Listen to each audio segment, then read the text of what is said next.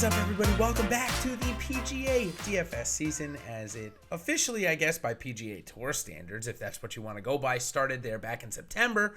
But for us, or for me at least, the official start to the season is here at the Tournament of Champions this week out in Maui. And thank you for coming by one of my short-form videos, one of 4 or 5 that I do each and every week. This is the course and player preview, where I'm going to quickly run down some important information coming up from the course, and then go into a little bit of the player preview. So if you're familiar with my first cut article, this will cover some of the things in there. Just a short condensed version of that, basically, in case you don't like my writing style, or you just don't have time to read and want this in a podcast format or video format, whichever, of course, is better for you. And, of course, if you haven't checked out our podcast network, great time to do so, as this video and so much more will be able to be loaded in there. All you got to do is go to Awesemo.com, go across that banner right on the top, click Podcast Network, and you'll be able to subscribe through all of your favorite podcast channels, Spotify, Apple, all of the fun stuff. So let's jump right into this week's event.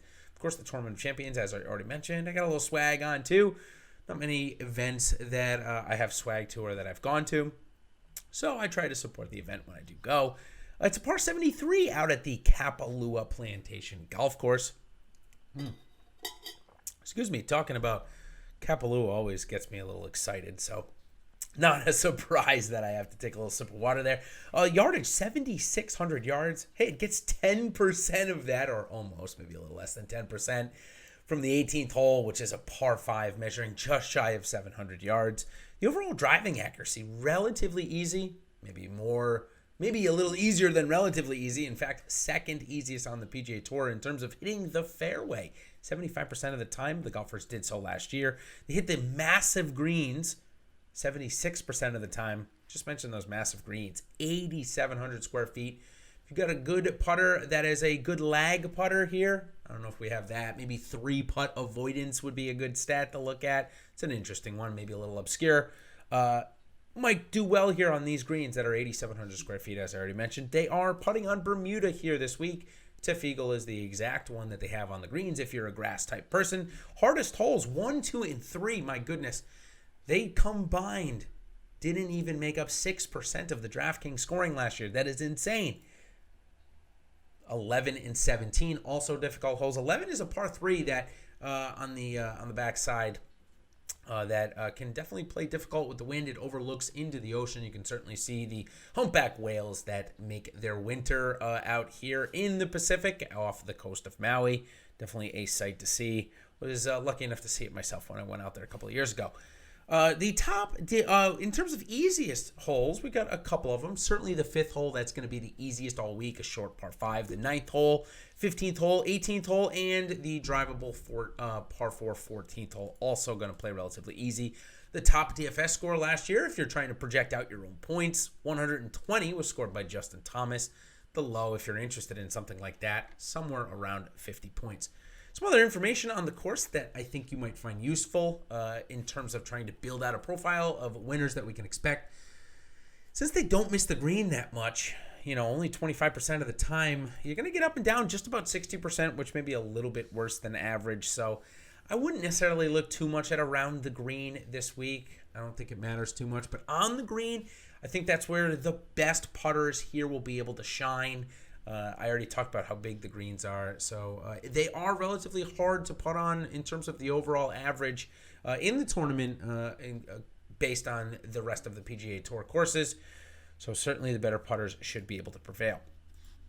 Okay, let's go in now to the player preview side of this, which is always good to look at the players because that's how we go about and are able to win DFS lineups, is picking the best ones. Of course, we're playing for $200,000 as a first place prize this week on DraftKings. FanDuel just put out their prize pools. Decent, 25 or 30K to first, I believe I saw over there for a $5.55 buy-in. So decent price points over there this week.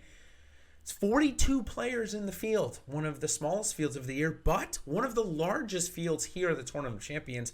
Obviously, there's only about 40 tournament of events per year, so maybe 42, somewhere in that range. All of them would get an invite. However, we know that there are multiple winners. Sometimes there are 2, even 3 tournaments won by the same person. So typically this field is about 30 to 35. But because of COVID, there was only going to be about 20 in the field. So what they did is they extended it to anybody that made the Tour Championship, which brought the field size up to 45, but 3 players opted not to come. Jim Herman had to withdraw due to COVID, and McIlroy and Hatton are deciding to wait a week. They'll be back at the Dubai Championships coming up here either in a week or 2. So that gives us 42 players, 8 ranked inside the top 10, 29 players ranked inside the top 50. So 29 of the 42 are ranked inside the top 50 in the world. So a very strong field. By far the strongest field that has ever played out here on Maui. Should make for a great tournament. Top ranked player here, Dustin Johnson, ranked number 1. A couple of other guys in the top 5, obviously Jon Rahm, Justin Thomas, Bryson DeChambeau, all here to play. Patrick Cantlay here as well. Some of the young guns, Colin Morikawa ranked 7th in the world. He'll be looking to continue his hot play. And Victor Hovland, he's jumped all the way to 14th in the world. Maybe the hottest golfer on the planet as well. So take a look out for him. I wouldn't be surprised to see him in the top 5, maybe top 10 in the world coming up here soon, especially if that short game continues to get better. The highest salary player this week on DraftKings is Dustin Johnson. He comes in at $11,000 on FanDuel, $12,200 this week. Not a bad price there, not a bad price discrepancy. In fact, my overall feeling on the pricing this week on DraftKings was very good. You know, I thought first when I first saw DJ printed at $11,000 and Justin Thomas at $10,700, I thought, man, this is going to be easy to make lineups. But what they did is they only priced guys out about $200 apart. Normally there's much more difference, but you got Jon Rahm right below Justin Thomas, Bryson DeChambeau, Xander Schauffele, Pat Cantlay, and Pat Reed all above $9,600. Plus then you throw in Simpson, Hovland, and Matsuyama all above or at $9,000. Actually turns out to be a pretty strong pricing week, and certainly will provide a lot of different ways to make lineups, especially given the fact that there is such a strong contingent in this low 8K range, especially golfers like Cameron Smith, who are hot, and Joaquin Niemann, both who have played here in the past. Excuse me. Okay, that will do it for me in the player and course preview. This hopefully nice little condensed version of the first cut article in the opening tee podcast you guys like. In other weeks, I'll go maybe a little bit more into the field if we get sponsors exemptions and such, but none of that this week. So thanks for coming by, and until next time, we'll see you on the other side. Cheers.